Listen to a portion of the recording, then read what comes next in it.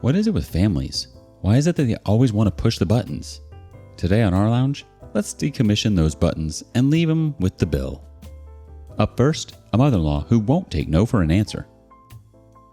Original title: Mother-in-law is driving me insane because she knows I'm having contractions. My mother-in-law was supposed to be staying with us for a few days while attending a family member's funeral. But this morning she told my husband out of the blue that she was staying longer now. No reason, just she was staying longer. She's been driving me pretty much insane. She questions everything I ask my kids to do. Too loud while the youngest one naps. Decides to play with kids before they head off to school, which makes them late. I could go on, but it's too much of a long list. After my husband left to take the older kids to school and go to work this morning, she lets it slip she knew I was having contractions. Just from the way I found her hanging out in the hallway when I opened our bedroom door, I was kind of suspicious she may have been listening to what I said. She's tried making it to the other births in the past with the other kids, but hasn't made it in time. This is after we have told her we don't want her there. But with my luck, this baby has to be early and have the one woman who has been driving me insane this whole week stay longer. I've told her it's best if she goes back. We have a birth plan set up and she has a job and husband for her at home. She keeps saying she will think about it, but then says, but that stuff can wait. My husband tried to talk to her about it, but she isn't budging. She follows me everywhere like a little puppy that the only time I'm away from her is in my own bedroom or bathroom, or like right now in bed. I know it may seem like a good idea for her to stay around to watch the other kids, but I know she will try to find a way out of doing that. I already have my cousin doing that anyway. Update, September 9th, 2022. This morning I talked to my husband about it and told him he needed to get his mom out because she was making things extremely difficult by allowing her to walk all over us in our own home. He agreed, and after our kids were at school and the youngest was at my cousin's house, my husband went and told his mom she needed to leave. Her stay had ended and she needed to return home. At first she said no numerous times before it turned into an argument and my husband called his dad to somehow get down here to pick her up. She had driven here, so my husband asked father-in-law to find a way to come get her and her car to save her the excuse to come back and get it. Mother-in-law screamed that she was going for a walk because clearly we needed to calm down. And while she was gone, I told my husband we should pack up her stuff. So he did. He left her stuff outside by her car and locked the door. When she got back, she tried to get back in, and when she realized what was going on, she called father-in-law. Whatever he said to her made her get in the car and go home. So finally, she is gone.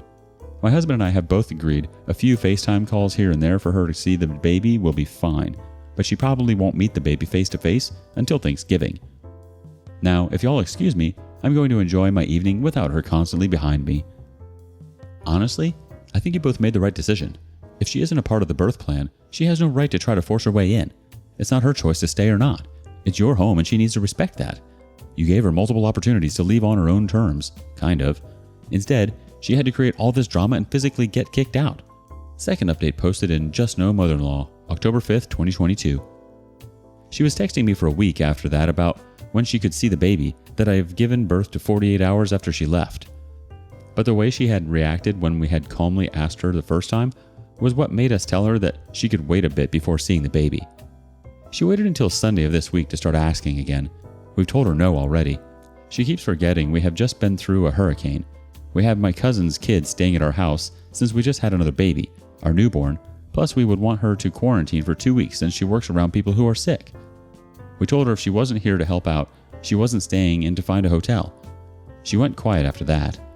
Last night, father-in-law called to say he had gotten into an argument with mother-in-law because he found out she was planning to surprise us and show up at our house for a mini holiday. Mother-in-law's sister called father-in-law to tell him mother-in-law's plan. Mother-in-law seems adamant that no one can change her mind and she's in the right. But the more she acts like this is really starting to annoy me at this point because she doesn't seem to care about anyone else's feelings. Last update, October 17th, 2022. I feel like at this point my mother-in-law is trying to fight me on everything. Every couple of weeks it's something new with her. After my last post, mother-in-law was told by father-in-law that if she showed up to our house, he would be changing the locks on their house. So she changed her mind and called to tell us she wasn't coming. She asked if we could come to their house Halloween though. We had to tell her no. When she asked why, we told her it was because of the distance to their house and the fact that it was going to be a school night. A couple years ago, we spent Halloween at their house because it was on a Saturday, and ever since then, she's been trying to recreate that night again. We told her she might be lucky if we stayed at their house ever again for Halloween. She then started talking about plans for Halloween like we didn't just say no. So we hung up on her. She texted me with ideas for activities the kids could do and was sending me costumes for the baby. My husband told her to stop because we already told her no. Father-in-law also found out what she was doing and told her to stop. We had already said no, and she needs to respect that. Haven't heard from her since, but according to father-in-law, she is still making plans and said she was making them for the rest of the family, not just us, so she can have fun without us. We already have plans for Thanksgiving and Christmas with my family, since it is their year, but I'm also hosting Christmas, so it shall be fun. Sarcastic. How she'll try to control it all. Yikes. I'm sorry you have to deal with a mother-in-law that like this. It seems like you just have to keep putting your foot down. It's nice to know that your father-in-law is on the same page as you, though. What a saving grace. Keep establishing those boundaries, OP. Do you have a similar story? Let us know below. Meanwhile, next up, a bachelorette ready to dine and dash.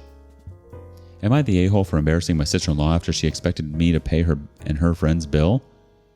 So I, 25 female, went out for dinner for my sister-in-law's, 28 female, bachelorette party this past weekend. Between my sister-in-law and my husband, 26 male, sister-in-law has always been the golden child of the family. Growing up, my in-laws coddled her and gave her everything that she wanted, while my husband always got the crappy end of the stick.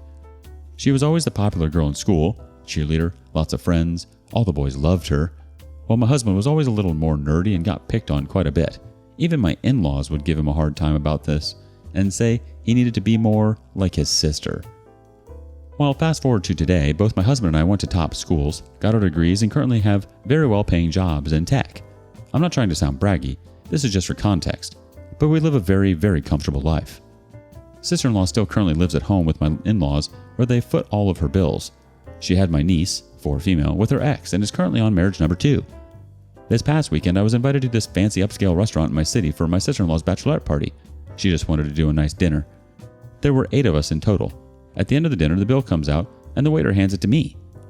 I'm sitting there confused for a second until sister-in-law speaks up and is all, "My parents and I were talking, and we're thinking you and my brother can handle the bill for this, as a wedding gift, since you're not financially contributing to my wedding." I stared at her, shocked for a moment, and then was like, "And you didn't think to bring this up to me beforehand?" She started going off about how we're so well off, what's the big deal, and she's sure her brother wouldn't have an issue with it. I asked her why her fiancé doesn't foot the bill, or my in-laws, and where in her right mind she thinks it's okay to spring this on me. She started going on about how we're the wealthiest in both her and her fiancé's family, and that she didn't think I would act like this, and I would say yes. I told her, "Well, sorry, but I'm not your parents. Don't expect handouts from me." She called me selfish, and I called her an entitled brat, paid for my half of the bill, and left. Well, as expected, my mother-in-law and sister-in-law, and even some of the cousins and aunts on my husband's side, have been absolutely furious with me and are expecting me to apologize for the comments. I told them over my dead body.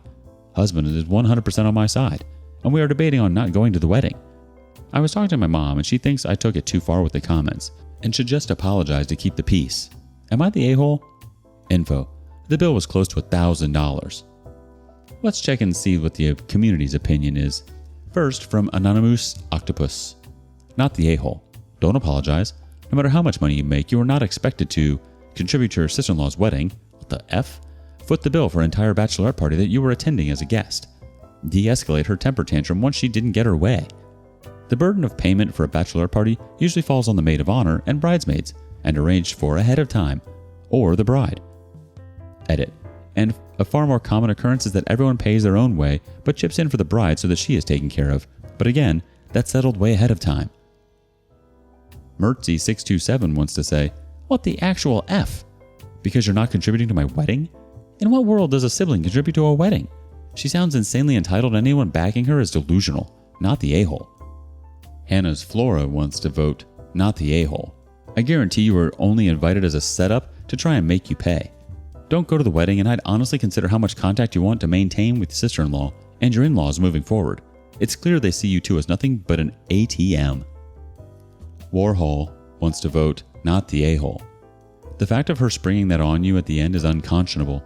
It'd be one thing, still questionable, if they had approached you privately beforehand to see if you'd throw a dinner for them.